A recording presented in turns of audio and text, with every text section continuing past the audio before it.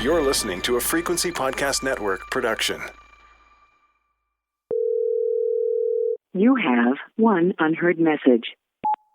I am finding it harder and harder to be able to go out and have fun with my friends because everything costs so much and my salary does not go far. That's Mo. They work in marketing in Vancouver, and they called us with a money problem. And I know I don't have to go out. I know I don't have to say yes to everything. I don't have to go to every gathering or every party, but it feels bad missing out on things. Like a lot of people in their 30s, more and more of Mo's budget is going towards social and family obligations, so that there's really not much left for the stuff they really want to be doing. Like when a big musical comes to town and all my friends are able to go, but I just can't. Or when Beyonce or Taylor Swift comes by and everybody seems to have tickets when I thought that no one was able to afford it. And I am the only one that didn't go. And it feels like everybody's part of this big cultural event and everyone's talking about it and sharing photos and trading bracelets over it. And I couldn't make it work, so I couldn't go. Now that is FOMO. Get it? Anyway, unlike some of their peers, Mo's not ready to whip out the credit card and tap those feelings away. I don't want to incur more debt than I can even handle just so I could go to these concerts or these musicals or these dinners or whatever. But at the same time, I don't want to look back one day and see that I missed a whole bunch, that I didn't get to experience all the things and I don't know how to make it work.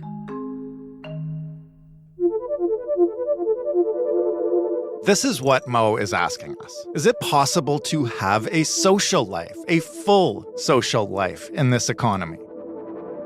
Is there a way to have fun without ditching your financial goals or racking up credit card debt?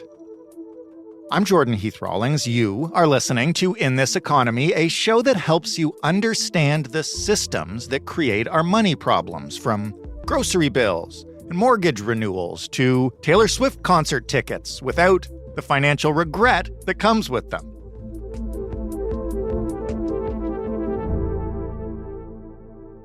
So in every episode, I talk to a person like Mo who's facing a financial challenge, and then to an expert who really knows that area of the economy and can explain not just the factors behind the money problem, but offer, if not perfect solutions, then some options and some things you can do to achieve what you're after, even in this economy. We all have jobs because we need to pay the bills. But when the job really feels like a grind, or you want to just say F it and quit, it is the fun stuff that our paychecks make possible that keeps us going. But in reality, a lot of Canadians are struggling to have what feels like a full social life without breaking the bank. And our guest today, Shannon Lee Simmons, doesn't believe it has to be that way. Ultimately, we are going to still go to a friend's birthday party dinner. We're going to still figure out how to have some element of enjoyment. And we can't always not do the convenient thing. Sometimes you're just friggin' exhausted and you need to take a taxi home because it's freezing and your boots are wet. That's Shannon. She is a certified financial planner. She is the founder of the New School of Finance. And she's a best-selling author, too. I've been doing financial planning for 15 years, looking at people's day in, day out life. And you start to see, what drives money. And it has nothing to do with a spreadsheet. It's obviously you spend less than you make. If everybody knew that and did it, then I wouldn't have a job and money would be easy. It's not. But what I've learned over the years is so much of our feelings about money and how we manage money and how we make decisions around our finances is just built on emotions. And I don't mean that in an illogical way. What I mean is of course it is, because we're human. Our listener is really struggling with maintaining a social life or affording those experiences that their friends are having or they see people having on social media. And there's a lot of FOMO involved with that. What do you say to somebody who feels like they can't afford to have fun? There's so many people feeling this across all demographics because things are really expensive right now. And I think the natural thing is like, well, you can have fun for free, but then everyone wants to gag. So the first thing that I would do whenever I'm chatting with somebody, including myself and my own peers too, is recognizing like we can't do everything. I've been doing this for a long time, and I've really seen the difference between the pre-social media and now the current state. I think we're hyper aware of all the things we're missing in a way that we simply were not, 15 years ago. It is like salt in the wound of all the things that you wish you could do and can't. When you become hyper aware of all the things that 100 people you follow or 200 people you follow are doing, it compounds it. And if you're feeling like you're barely making ends meet and it's hard to have a social life, take yourself off social media so you're not so aware of all the things you're unable to afford. It'll change your perspective pretty quick. We're going to talk about what algorithms can do to you a little later. First, though, the first question I had down was like, Shannon, do you think it's possible to have fun in this economy? But you just said, I could tell you like it's possible to have fun for free, but then you would gag. So why? Why would I gag? Yeah, I think it is possible to have fun for free. I mean, there's so many people in the world that do that. What it really is how do you make it okay with yourself? So if you're in a financial situation that's very different from your peers, I'd have a hard look at that because they're having fun in a way that maybe you can't keep up with. It's not a way of saying like get new friends, but maybe recognizing that and then also finding people in addition, not instead of the initial group that are in the same sort of financial sphere as you, who are having fun for free, who are doing the free things in the place that they live, who are happy to go to a park and go for a walk instead of go for a beer. And like, it doesn't feel like settling if you are doing it with people who are also just as excited to be there as you. So look at the people around you, because that's what's making you feel like you can't have fun because the only way they have fun is to spend money. You've got a concept called inadequacy influence. Yeah. Tell me what it is and how it applies here. It is innately human to compare yourself.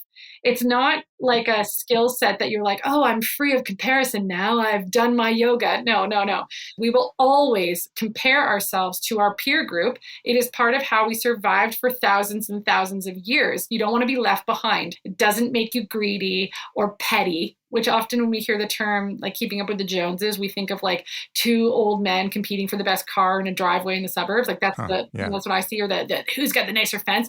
And I definitely think that there are elements of that in super wealthy groups, for sure, one-upping each other financially. But for day-to-day people who are trying to make ends meet and have a social life, what it really means is like, all my friends are going to a concert and I can't go. And the inadequacy influence plays into that because sometimes when we feel like we're not good enough, that it starts to creep into other areas of our life and make us feel inadequate overall. Like, okay, I can't afford this concert. Well, what choices have I made? What regrets do I have? Why don't I have a better job that I can afford these tickets? Why didn't I go to a better school? Exactly. And so you start feeling inadequate in a whole bunch of areas of your life, even though, we can just look at this like a concert and like you're making a really good financial decision if you don't go and you can't afford it. And instead of being proud of that decision, it just bleeds into a lack of confidence and inadequacy overall. I want to talk about the actual finances of having fun because a lot of the advice that I found is all about like cutting unnecessary spending. Take a hard look at your budget and, get rid of this stuff and that stuff, and then you'll have enough money and everything will be fine. And I always come back to the avocado toast one because that was kind of like the cliche one, right? Like, of course you can buy a house if you just stop eating avocado toast. But like, how did we get here where that kind of advice is so predominant? The reason it happens is because we can control what we spend. We can't necessarily control what we earn, or at least that's a story we tell ourselves. And so therefore, it should be an empowering thing to say, look, you get to choose where the money goes every month. You want some more money for savings? Look at your spending, reduce here, and you got it. You can do that. Whereas if someone came in and said, earn more, oh, like, do you know what I mean? Like, well, I don't know how to do that, right? It's like way scarier. So I think that's why it's so predominant, is that it's the actual mathematical truth. But where I feel like it gets warped or twisted into shame is where we categorize some of these places where people spend money and then we assign value to them. Like a classic example is packing lunch, getting a latte, blowing money on, if you like to buy books and you're like a book person and you could just go to the library, but you buy the book instead, like these kinds of things. And so some expert like me or something assigns a value that like, well, spending money on this is something you could easily go without. Why are you doing that? And then that adds the guilt and the shame every time you do one of those things. Oh, and like takeout, for example. So you order a pizza, you immediately feel guilty. Right. And so I think that the way it starts is like, here are some ways that like, if you cook at home, you'll probably save $5 and like, hey, that's a good thing. But then it gets packaged into this like shame thing where we feel like if we spend money on any of those conveniences or pleasures, that somehow it's bad. And that's where it starts to feel icky. And then sometimes it makes us just be like, well, I'm not going to try then because I'm not allowed to have any fun. Yeah, that's what I want to get at is when you're in a precarious financial situation, as like a lot of people are now and more people every day as mortgages come up for renewal and stuff, and people take really hard looks at their budget, it can start to feel like any spending on extraneous stuff is just something that should not be allowed. And one of the things I saw, we have our listener, Mo, and they mentioned missing out on concerts. I saw someone online who got tickets to the Taylor Swift concert and was posting like, oh my gosh, I can't believe this happened. I'm going to have to find another way to pay rent this month, but I'm so happy. And then there was a pile on after that, right? Like, why are you going to this concert if you can't pay your own effing rent, right? And that's the kind of, I call it like austerity measures, which is a term for like governments, but like people expect you to apply it to your life unless you're rich. I agree. And I'm so frustrated that person got hated on because like, what if they just said, I'm going to find another way to pay for this concert other than a credit card? Everyone would have applauded them. And essentially, it's the same thing. Mm-hmm. You're bringing in more money to pay for this expense that was like out of the blue. And people love to pile on people who are spending money irresponsibly. I'm saying that in quotations for anyone who can't see me right now. And I do think it's that austerity. And when we get tight in a budget, if there's any pleasure or convenience spending, it really feels like we shouldn't be doing it because those are the first things that we often are told that are bad and to cut. And so what happens though, is that when you start feeling like every single dollar that you make cannot go to make your life easier or more enjoyable, we stop trying. So this is where credit card debt comes in, right? To close that gap between what you have and what you don't have. And as soon as credit card debt starts, well, there's a big difference between a few $100s and a few $1,000s, right? And so at some point along the credit card journey, to go from 0 to 100 is a big deal. Someone panics, they freak out. To go from 5,100 to 5,200 is like drop in the pan, right? So then at that point, we've reached the screw it moment, whatever, the F it moment. And then it's like, well, I'm in so deep, I don't care. So I often say, when you're going to take a hard look at your expenses, do it from a place of emotional rate of return, okay? So when I say that, I call it your EROI, your emotional rate of investment or return on investment. So if we're looking at two different people and I'm looking at their expenses and they both need to cut $50 a month, I'm just making this up as I go. Yeah. Person A might be like, they spend, $40 on coffee, takeout coffee. And they're like, every time I do it, I feel gross. It's just because I didn't get up early enough. And it's part of this whole process in my life where I'm not getting up when the alarms are blah, blah. And like the coffee is a result of my laziness and it makes me feel gross. I hate it. Like, okay, well, that's like a low emotional rate of return. Like I'd rank that like a 1 out of 5. Like let's look there for cutting. But we're not cutting because I said lattes are expensive. We're cutting because it doesn't provide them any joy. And then I take person B and they have to cut $50 from their spending. And they also spend $40 on lattes. And they're like, every morning I get up, it's part of my walk. I like get my coffee. I can like smell it. It's so good. I chat with my barista. It puts me in a good mood for the rest of the day. I don't think that person should cut that. I think we need to find something else in their budget that is a lower emotional rate of return for them that'll be easier to let go of, right? And so not everybody is the same. And so by saying that you need to just cut lattes because they're bad, well, some people will be like, yeah, that's right. And some people will be like, how dare you? Like, that's part of my joy. And and as we get tighter and tighter in our budgets, we only have so much money to bring joy from. Let's make sure it counts. And I think a lot of that comes down to saying no to other things that are sort of like socially not acceptable to say no to. Like what? Like I find, so for anyone that's listening I talk to clients every single day about their finances. So I see these anecdotal trends, and something that has been consistent for over a decade for me are things like obligatory spending. So all the wedding hoopla, right? So like bachelorette parties, showers, all that stuff. There is a point of which you're so happy to contribute, and then it goes over a diminishing marginal return into the zone if you're in the wedding party. And then also there's like 3 parties for one couple. And what if you, what? And so there's the wedding stuff or the bachelor party stuff. There's the baby shower stuff. There's the, it's the holidays and everyone in my family decides that $100 a person or $50 a person is the right amount, but like, I can't do that. So now I feel like I'm somehow beholden to this ridiculous budget for these gifts that I can't do. So gifting. And then if you're a parent, the kids' birthday parties, like it's just like a thing that happens. You don't want to say, you don't want to send your kid to a birthday party with nothing, but you don't even know this kid. They're going to rip it open, never play with it again. It's like, it just feels like money that you are obliged to spend, but there's zero joy in it. And you don't even see the benefit of doing it in the first place, but you feel like you must spend it. Right. And I think that's the kind of spending that people will prioritize over stuff that maybe will bring them joy because they're afraid of being seen as selfish and they're afraid of being seen as not a team player. And that comes back to that whole evolutionary thing of like keeping up with your people is like, you don't want to be selfish and seen as unkind, even though you're just sort of self-protecting. How do we say no to those kind of obligations? Either A, if we're serious about not spending money in ways that don't bring us joy, or B, and you just can't afford it. Like, do you have a script that can explain it here?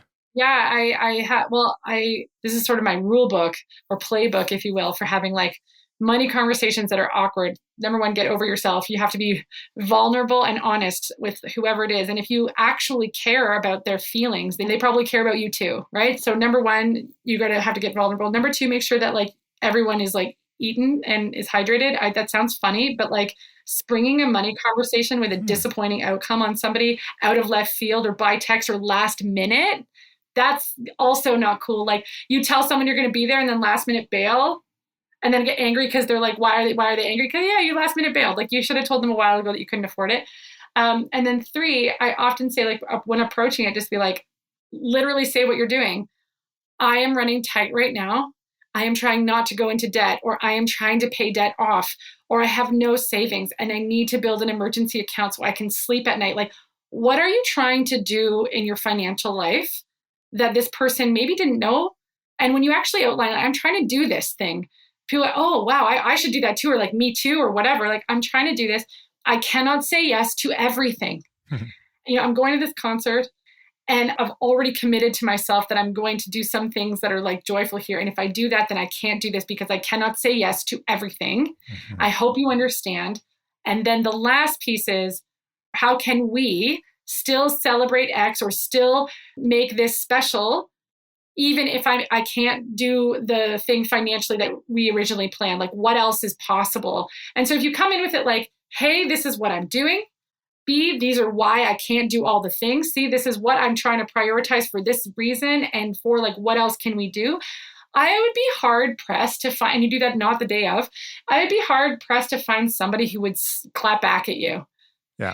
And I think what's happened as a result of some of those really brave conversations is the person on the receiving line is like, oh, A, I didn't realize. Thank you for telling me. B, let's change the whole thing.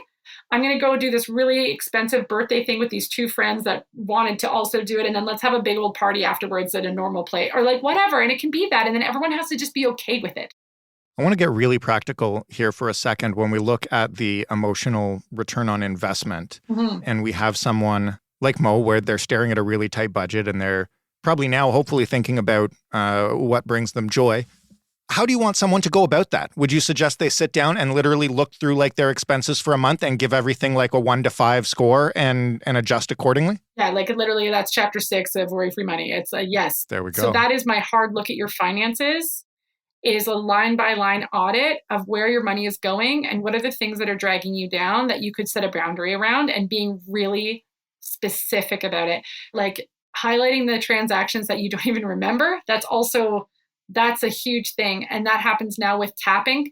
I have found that tap technology and also like all those apps on your phone where you just press a button and it arrives. Yeah. People forget they even do it. I'm so guilty of that. And so most people are, because it's so convenient. I just got it on my watch.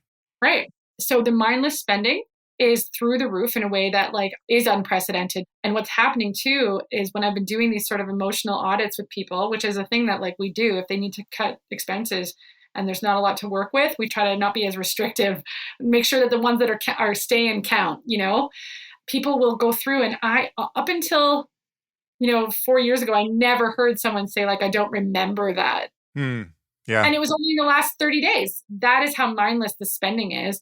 Also, the paying attention to the price point at the checkout is also a thing that's like, we're kind of bypassing that like mindful moment. Do you know what I mean? Yeah. Where you're handing over bills and you're like, oh, exactly. 2, 3, 4. You feel it. You feel the loss immediately. You see the loss and you'll make decisions differently if you have a ceiling. I have as sort of like an exercise one time, I told someone, okay, for 2 weeks, bring the money that you want to spend in cash, which is like an old school way of thinking, totally. Yeah. But why I challenged them to do it is like, feel the difference in how you're making decisions when you know you've only got $200 in cash on you and you're going to be embarrassed if you get to the cash and you don't have enough, versus no matter what you put in your cart, if you can just tap it away, it doesn't matter if it was $240 or if it was $205, it doesn't matter because you know that you've got that waiting. So what the outcome of that 2-week experiment was like a hyper awareness of the difference in how you make decisions when there's a ceiling. Right. Let's say someone's already taken your advice. They've looked through their spending for 3 months and they've ranked it all from 1 to 5. And it turns out there's a lot of 4s and a lot of 5s that they've already spent the money on. They've already said F it a couple of times. And now they're looking at a huge overspend. What do they do to try to overcome that and to not wind up there in the future? We all fall off the wagon. So the worst thing that you can do is start beating yourself up. So compassion for yourself, a little bit of grace and understanding. Obviously, if this is a repeat pattern, there's probably something else going on there too. But I typically see people's credit cards spiral a little bit, like once or twice a year, to a point where they're like, I did too many things there. Or like, oh, this was really hard for me to say no to, the holidays being one of the big ones and summer being the other. And so the best approach to that, even if you can't pay it off in 3 months because you kind of splurge and it is what it is just like slow and steady wins the race. Honestly, the worst thing you can do is go into hyper scarcity or hyper whatever, like, screw it, this is me now, I'm just a person that has debt. Both of those are dangerous territory. So hyper scarcity may feel like the right answer because you want to get control of it right away. The problem is that probably comes with extreme budgeting, which is like promises that are unrealistic. Like, I'll never take transit. I'll never get take out something. I won't buy clothes for a year. I won't do any of these things. I vow to not spend money. These kinds of things set us up for failure because probably the average person's going to still do those things. And then because you've made this massive promise and then you fail at it, you like feel like a financial failure and you're right back into, well, screw it. I can't budget. I'm not good at money. And really, it's not that you're bad at money. It's just like the budget was like unrealistic. Like, it should never have existed in that form. So the best thing to do is to consolidate debt where you can. So at least the lowest amount of interest that you're paying, and then make a long-term plan. So like, maybe this debt will be with you for 1.5 years. Okay. That's what it has to be in order for me to sort of pay it off and then not go into more, then so be it. You can get out of it and you can do it slow and steady, and it doesn't have to be a self-punishing thing for years to come, and it doesn't mean you're bad with money.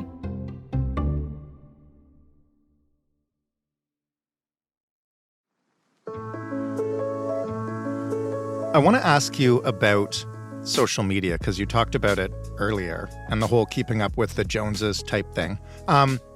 This show is about how nobody or many of us feel like we can no longer afford the things that our parents could easily afford, or the things that are part of like what we imagine a normal life to be, and it feels so out of reach.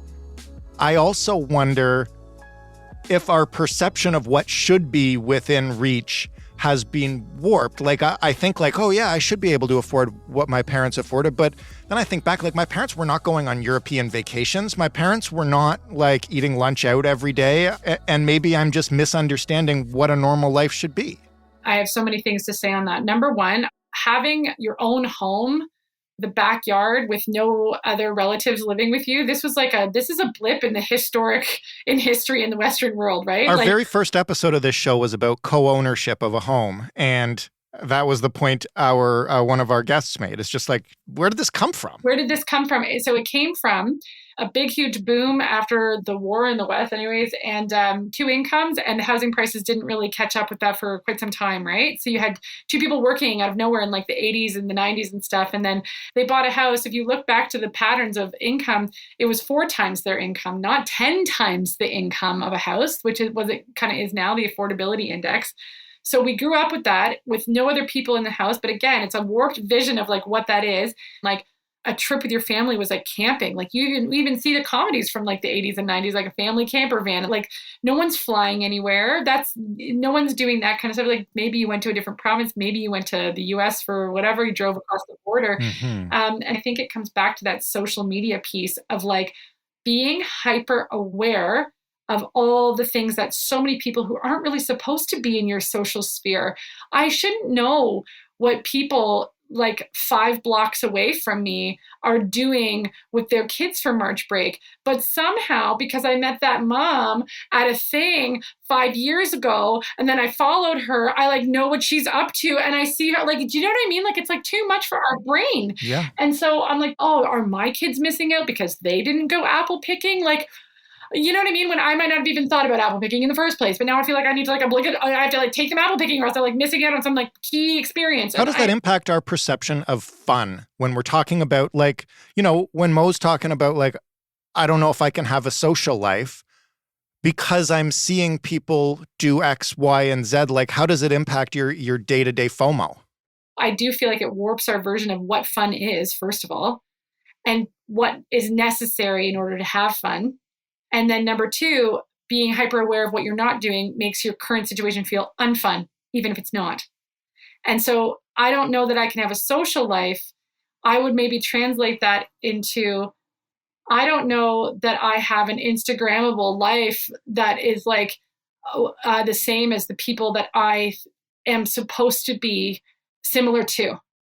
That is like what, and I'm not taking away from what Mo's experienced. I'm completely validating it.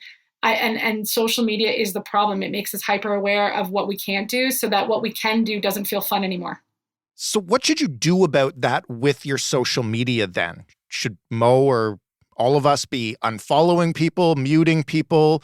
Like, again, it's one of those things, if you do that, then you're going to have FOMO about what you're not seeing on social media. Yeah, I think I've put a lot of my clients and myself on social media detoxes. And again, not forever. Okay. I would say detox, usually 2 to 3 weeks.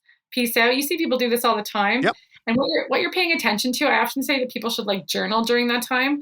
The withdrawal will usually go away after like 6 or 7 days. And remarkably, what people report back is that they're like, I can't drop this forever because there's like a social aspect to this now that is like so ingrained in our day-to-day life. I feel like a Luddite if I don't have it. However, when you do a detox, it brings you hyper aware again of like, wow, maybe my life isn't actually boring. I actually do enjoy the things that I am able to do, even though that, you know, of course I wish I could do more, but man, social media is really ratcheting that resentment up.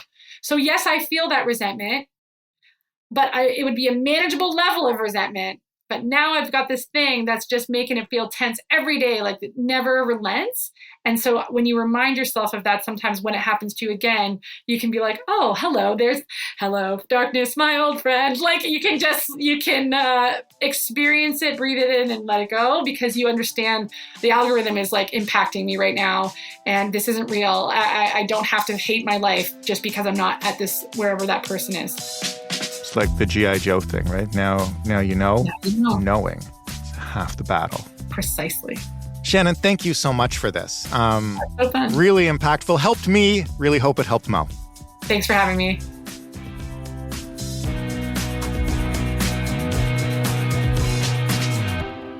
Thanks so much to Shannon for helping us figure out how to inject more joy into our monthly budgets. But before you go and splurge on whatever Taylor tickets you can find, or before you start canceling all your family invites, let's lay out what you got to do.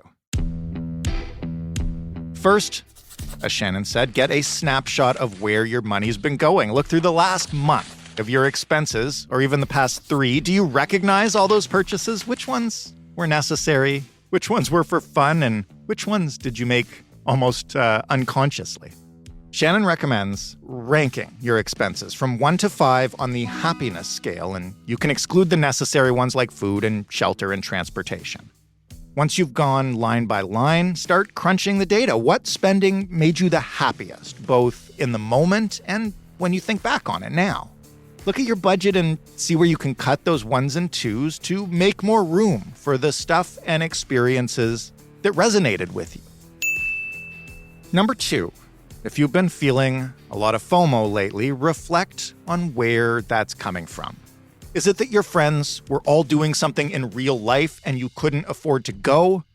Or is it that you've been scrolling through Instagram and TikTok a lot lately and you've seen vacation videos and home reno videos, and that's got you feeling like you should be able to do that? If it's that, then you need to consider changing up your feed. Whether that means unfollowing some influencers and lifestyle accounts, or even muting the friends that make it hard to enjoy the fun you can afford. And if that doesn't work, you might need a social media break, even if it's just for a few days or a couple of weeks, so you can pay attention to how it feels not to see that stuff and see if it affects your spending. And look, lastly, I'm never going to pretend that you will lead the most fun, exciting life without spending any money. But living our best lives does not mean living a life of luxury. We've all read and watched enough celebrity tell-alls and exposés to know that a lot of the people leading the lives that we see on social media are still unhappy. And here's where I get a little bit cheesy on you. Having fun and enjoying your life is about the people that you spend it with. It's not about what you do. If you're finding that you and your friends are in the habit of spending a lot whenever you hang out, just try doing something different. Hang out at a park or in someone's backyard. There are always ways to have fun that won't break your budget and that will let you break your budget when you need to. If you want to hear more of Shannon's money advice, she has 3 books out, bestsellers you may have heard, including Worry-Free Money, which you can find anywhere books are sold.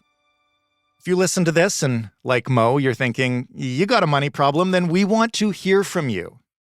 You can email us at hello@itepod.ca, or you can call us and just ramble on and talk it out. Leave us a voicemail. That number is 416-935-5935. As you probably know, if you've been listening to this show, we don't need your real name. We do need your real numbers, real fears, real plans, real questions, and real contact information so I can talk to you. You can find us on social media as well. We're on Instagram and TikTok at In This Economy Pod. If you want more of this show, if you want us to keep at this, you need to share us with anybody and everybody you can find.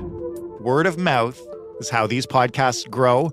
The best way to help us out, aside from just telling all your friends or even taking their phones and subscribing them to our feed, is to rate and review this podcast in every podcast app that'll let you do it. I am your host and your executive producer, Jordan Heath Rawlings. This episode was written and produced by Ali Graham. The sound design was done by Robin Edgar. Story editing by Stephanie Phillips. Mary Jubrin is our digital editor. Diana Kay is our manager of business development. And altogether, we're the Frequency Podcast Network. Thank you once again for listening. We will talk to you next week on In This Economy.